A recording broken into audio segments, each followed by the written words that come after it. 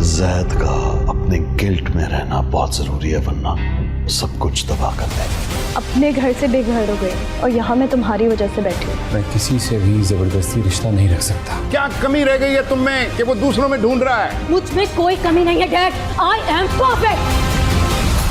ना ही तुम्हारा बेडरूम है और ना ही मैं मुहिब हूँ। अस्सलामुअलैकुम व्यूअर्स। ड्रामा सीरियल मैं के आने वाले एपिसोड में आप देखेंगे कि कशमाला को मुबशरा घर से निकाल देती है और वो पहले की तरह अपने घर आकर बैठ जाती है, रो रही होती है। वो रो रही होती है कि ऊपर से जैद आ जाता है। वो कहता है कि तुम क्यों रो रही हो, तुम्हें क्या हुआ है? तो कशमाला उसे कहती है कि तुम्हें कोई फ़िक्र है मेरी?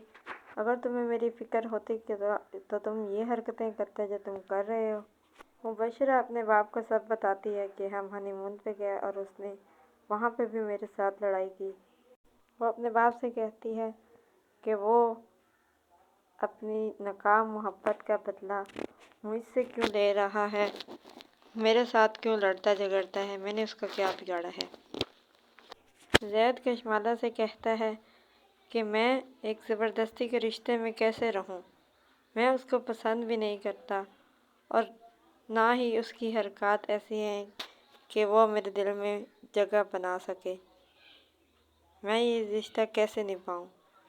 मुबशरा अपने दोस्तों से मिलने जुलने जाती है और जब वो वापस आती है तो उसका बाप उसका इंतज़ार कर रहा होता है और वो उससे मुबशरा के बाबा उससे लड़ने लग जाते हैं। वो उससे कहते हैं कि तुम में ऐसी क्या कमी रह गई कि उस कमी को पूरा करने के लिए उसे तुम्हारे साथ नहीं बल्कि बाहर की औरतों को की ज़रूरत पड़ रही है। तुम में कुछ तो कमी है जो वो ऐसी हरकत कर रहा है। मुबशरा अपने बाप से कहती है कि मैं बिल्कुल परफेक्ट हूँ, आई एम परफेक्ट, मुझ में कोई कमी नहीं है।